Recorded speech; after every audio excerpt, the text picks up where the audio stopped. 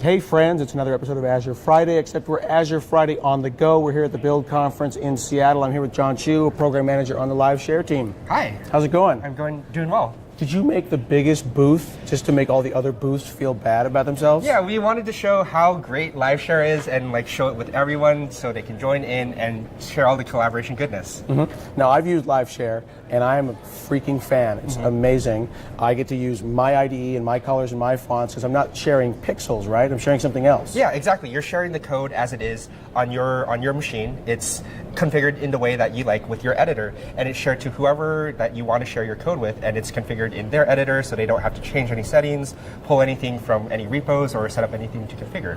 So I can use Visual Studio or Visual Studio Code, and then what do I need beyond that? So with Visual Studio and Visual Studio Code, you just need to download the extension. It's available on the Visual Studio Marketplace. You can go into the Extensions tab or Tools Extensions in Visual Studio and download VS Live Share, and you sign in and you can share and join in on those sessions. So then I sign in with my regular Microsoft account, the one that I've already signed into Visual Studio with? Yeah, it uses your personalization account, but also you can use an external Microsoft account, or you can also use a GitHub account as well. Oh, cool. Okay, so if I get a person who's using Visual Studio Code, they can just sign in with GitHub? Yeah, exactly. Okay, then they make a sharing session, and they get the link to me however. Yeah, exactly. So when you click the share button with the extension, you get a link, and you can send it via Teams or Slack, whichever way you want to share it with your teammates. Okay, and then that link goes to a website, then jumps from the website into the IDE? Exactly. So you hit a landing page, and it sees that you have the extension installed on whichever IDE you want. Okay. So you can choose if you have it on both VS Code or VS, you can choose whichever one to open it,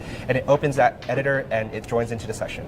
So then they can see just one file, or can they see my whole project? So they see the whole project. They see all the files in the project, and they can navigate around. They can edit anything. They can jump around and see the full context of the project. Can they look at things I'm not looking at? Yeah, exactly. So while you're in one file, they could be in another one doing editing or just getting some info on what's going on in the project. Wow. Okay. So what if the project's really big and they're off somewhere and I've lost them and I don't know where they are? So we actually have a couple features that allow you to jump back into that. So we have some features where you can easily follow someone who's a guest, or the guest can follow you, so that they can easily follow you and follow your actions as you scroll or move across files. It's just they follow along with you. Or so if they're off in another file, they can click on the button and they jump to you. Okay. So up here on the screen, what's going on? So we have JC here demoing live share, and looks like he has Visual Studio on the left side and Visual Studio Code open, and in Visual Studio Code it is joined into the session that he has shared with Visual Studio.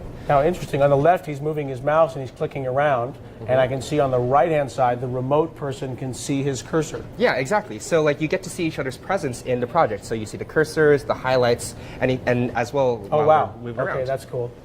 And I'm noticing also that there's a squiggly under our articles envelope because there's an error there. That squiggly is also on the right. Yeah, so it's not just showing the words, but also the errors and any squigglies. You can be able to get a little bit more info about if you have errors. So if you want help with that, you can invite someone and they will help you with that. Now, the one on the left is doing the sharing. I can see it says sharing at the top above the quick launch.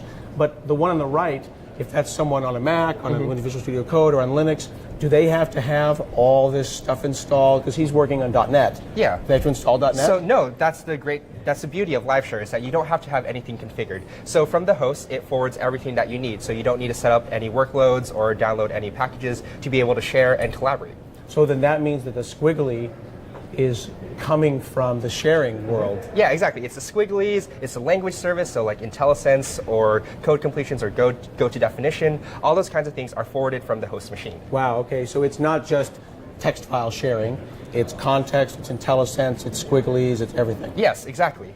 Now, one of the other things I noticed was pretty crazy was that under sharing, if there are microservices or multiple ports, he can actually share a server across. So his local host becomes her local host? Yeah, the guest local host, exactly. So if you have the UI or whatnot and you want to be able to forward it over to your guests, you can forward the port as JC is doing there. He selects the port that the UI is on, right. He selects OK, and it's forwarded over to the guest. And on the guest side, they can click and they can access the shared server, so they can get access to the UI if you wanted for a MongoDB and what else, that it's all forwarded over to the guest. That's crazy. And I've seen even times when I tried to share port 5000, but the other person didn't have 5000 open. it's up to they can actually forward that up and around, and they can map ports to ports. Yeah, exactly. It's not one-to-one in terms of the port. It will find an open port and it will mount to that. Yeah, and I really can't express this enough. I want to say this directly to the audience. You really haven't quite experienced it. If you're going to localhost 5000 and it's not your Yeah. machine, it's amazing. I mean, I'm on a machine that doesn't have .NET. I'm on localhost 5000. It's localhost, but it's tunneled through the live share service securely over to the other person's machine across networks. There's no VPNs. Yeah, exactly. You don't need to set like it works. It just works. It's as easy as that. It's easy to share and easy to join, and you don't have to configure anything to do that. Another true story that you might make you happy. There's a coffee shop that I like to go to, but they don't have Wi-Fi. Okay. They don't want me hanging out. Yeah. So I try to tether my phone. Doing a screen share or a Skype and trying to share pixels over a tethered phone connection is effectively impossible. Yeah.